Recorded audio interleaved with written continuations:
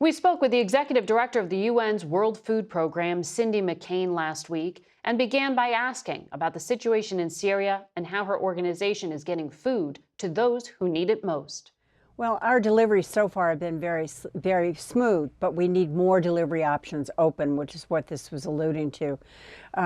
More importantly, we have been able to get 70,000 people fed this month so far, but we need more. And more importantly, we need the funds to do it. That's where we're lacking. You know, WFP never left Syria. We've always been in there, but now we need more routes, more ability to get in and to get not just more trucks, but more people in so that we can help in the best way we can. The U.S. still has some sanctions on Syria, but they do let in UN humanitarian aid. There was a call in Congress, a bipartisan one this week, for the United States to lift some sanctions. Are you experiencing U.S. sanctions getting in your way at this point? Not really. We've been able to, as you said, we've been able to move our goods through, our food items, et cetera, through and get it to where it needs to go in a safe and a quick manner as well. But I will never underestimate the process with things that it could infringe us later on. So I'm hoping that things stay calm, that we can move our goods again in a safe and secure manner and do it at full scale.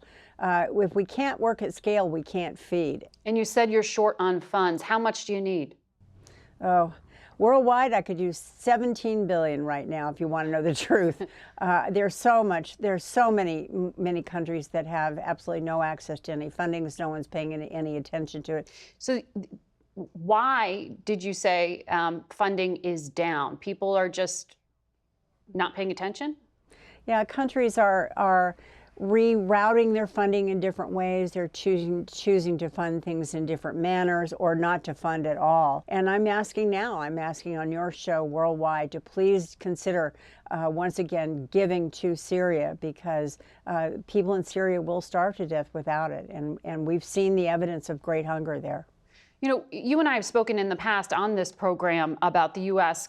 contributing so generously to the UN, the largest funder, arguably the most important partner to the United Nations. And you had encouraged Beijing to really kind of step up their game.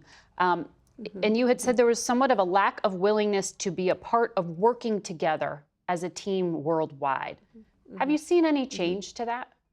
Not much. I encourage all countries to get involved, including China. We need help from everybody. The world is on fire right now, and hunger is at the forefront of all of this. And most importantly, when people are hungry, this becomes a national security issue. And so it affects not only the countries that it's affecting, but it affects us worldwide. And it does affect national security. So it's important that every country worldwide get involved and be involved in this. So I want to ask you about Sudan. I know you were recently there. It's in the midst of a brutal civil war.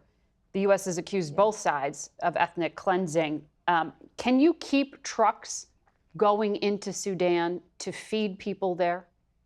Oh, it's such a complicated situation. Right now we have 30-some convoys on the road going into Sudan to hit the various places that we need to get to. But we need more.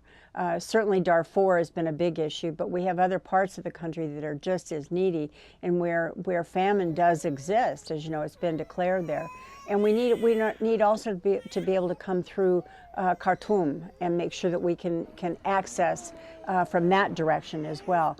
It's been a slow process, but we have been able to get in, but we need more. Again, food security is national security. Don't ever forget that, because if people are insecure from a food reality, they're not going to behave well, and they start to migrate. Wars begin that way. Conflict is a part of all of this. I'd be remiss to not ask you about what's going on in Gaza. Jake Sullivan, President Biden's national security advisor, said this week the U.S. has stood up to Prime Minister Netanyahu to say, let's make sure that Israel is not responsible for the third famine of the 21st century. Are we at famine in Gaza? We're very close to it. We've seen the effects of it. We've seen what's going on. Listen, we're in the month of November. WFP has been able to get 2 trucks in. That's all. 2 trucks in the month of November. And you know, and of course now we're into December.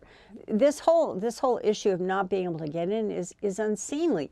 We need unfettered access. We need a ceasefire, and we need it now. We can no longer sit by and just allow these people to starve to death. We need help, and we need to make sure that we put political pressure on those that need to have political pressure put on them. We've seen images of crowds just crushing people, amassing at bakeries in Gaza. 90% of the population cannot return to their homes. They're displaced. Only 4 bakeries are operational for nearly 2 million people. This is man-made. It is man-made. You're absolutely right. It is man-made. And more importantly, the world needs to take a hard look at this and realize that not just do they need food, but we need access. And the targeting of humanitarian aid workers is unconscionable. We need to get in and do our job. And more importantly in all of this, make sure that we can feed. Children especially are starving to death. I mean, the height of malnutrition, the height of hunger within that region is unbelievably horrible. And so we've seen it firsthand, and I as the leader of the largest humanitarian aid agency in the world, I'm calling for a ceasefire, and I want my fellow partners within this arena to call for the same thing. Understood. You use the word targeted. Who's targeting your workers? Well, there's lots of things that are going on. There's gangs that are running. If we're speaking directly about Gaza, it's gangs that's running around. It's the lawlessness. Director McCain, I know you have a lot of need. You're looking for $17 billion is the number you are asking for. We wish you good luck with feeding the world. Thank you. Thanks for having me.